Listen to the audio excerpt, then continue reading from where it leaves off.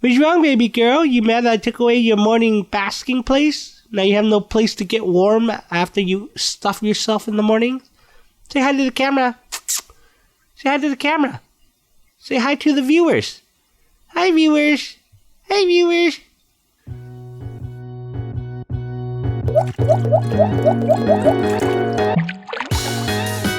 Okay, guys, so don't go away. I will need your help. There's going to be some polls that you'll see up here when I ask you an opinion on a couple of things. But first, before I kind of just clean this place out, this area that I'm going to make into a scaping gallery, an aquascaping gallery. Let's just go over really quick. This room I used to use as kind of storage for all my gaming stuff. If you don't know already, I used to run a gaming YouTube channel, actually a tabletop wargaming YouTube channel. What I did mostly was teach people how to paint miniatures, as well as do battle reports, meaning, film the whole battle of a game that we have, and it was fun. I got sponsors and all that stuff, and my whole place is like a game room, which I'm trying to get rid of a lot of it. So what we're going to do here is, here's this dining table here. I'm going to move this over into the studio, which this is a smaller table. In the studio, I actually have a 6x4 table that we use for gaming, and that's like the largest game that we play. So I want to tear that down. It's just getting in the way. It's so big. This whole shelving here was all for terrain stuff that we use for our games. Now, I don't game actually at all anymore. It's been a few years now. All the people I used to game with, well, they're out. They don't do the gaming stuff anymore. No one has time because these games get really intricate. It takes like an hour to set up, 3 or 4 hours to play, and then another hour to tear down, kind of thing. So it gets really involved if you're playing a really big game, and those are usually, at least to me, the funnest games.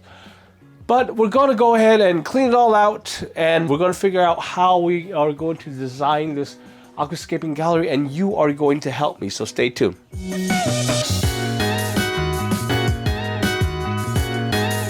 Boom! And there you have it, guys, all cleaned out and ready to go. So I'm going to do a swirly around and hopefully give you an idea how big it is and what we're going to do. So I'm going to need your opinions, like I said, and every time I ask your opinion, there should be a poll that pops up right around there.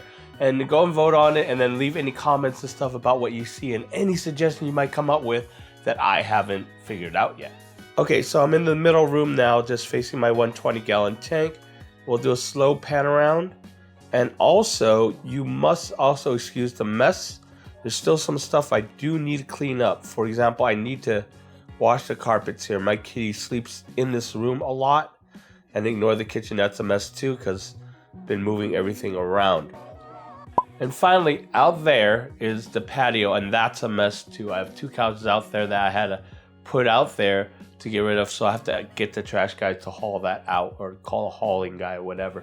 But we're going to do some things out there as well, and we'll talk about that in a bit. Okay, so hopefully that twirl around will tell you how big it is, and I don't know how else to say it, but it's about, I would say, 15 feet by 20 feet roughly size of room. So anyways, we're going to work with 3 walls, maybe 4 here. The problem is the 4th wall, or quote unquote, the whole wall is basically a sliding glass door into the patio. But I have some ideas there, and I want to get your opinion on this. But let's start here first.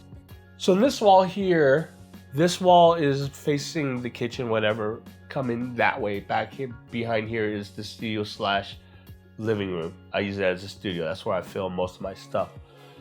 So here is more than enough room for 2 40-breeder sized tanks. Now I'm going to use tank sizes. I'm going to compare them to UNS size tanks because that's kind of what I know. I've been looking at UNS tanks lately, and it would be really nice to get like 2 90Ps, I believe, sitting right here, but that's going to be quite expensive. So the other option is to do 40 breeders tanks to get them $1 a gallon. It's not that's nice tanks, but honestly, sometimes you don't need nice tanks. It depends on your budget. So not using nice tanks would really help you understand how it would look, I guess, after. So we'll see. I tried to get a sponsorship from UNS, but I don't think they do that, or I'm not just big enough or whatever. They politely said no, basically, but I still love their stuff. I still love you guys. One of them's definitely going to be a Dutch style type of tank, because I really like that style. It's just a lot to maintain, but hey, it'd be nice to do a bigger tank that's Dutch style to just show you guys. Now, the other problem I have with just this wall, I think mainly this wall, because on the other side is the sliding glass door.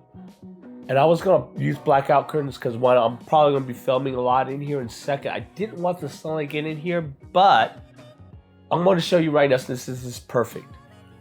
All right, so hopefully this is wide enough to show you what's going on. In the mornings here in my place in LA, Southern California, I get tons of sunlight. The sun actually rises and hits the sliding glass doors and hits this wall right here in the morning. Now, normally we don't want tanks to sit there like in, where there's sunlight, but sometimes we actually use and take advantage of the sunlight. I'm wondering if I could just do that with these tanks. The problem is how am I gonna adjust those blackout curtains in the morning and then close them at afternoon? Even though I do right now work at home, I'm not always going to be here, so maybe I won't do that, or I might. I don't know. We'll see. What is your opinion?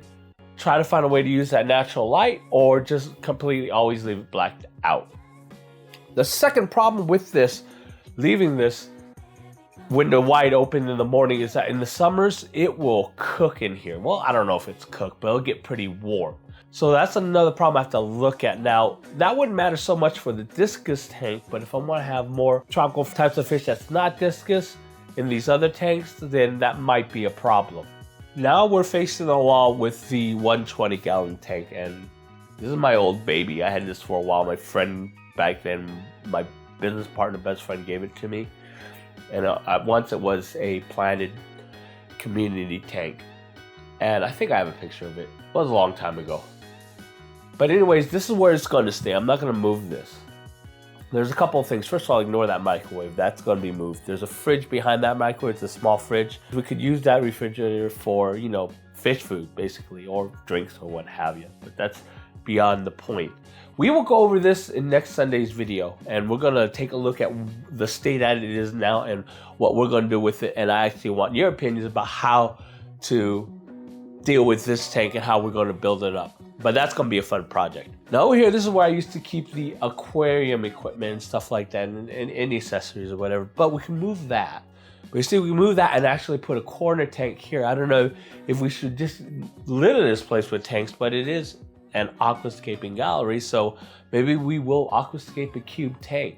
UNS has this, I think it's a 60C, 60U, I don't know, it's the biggest cube tank. Actually wouldn't mind getting one to have it right there, so maybe I'll get one of those and put it there. That would be a fun little scape to do. Now we're gonna move over here. Again, back here is the studio / living room. There's this corner here, which is, right now this is the grow out tank. But what would be really cool is to put another tank here.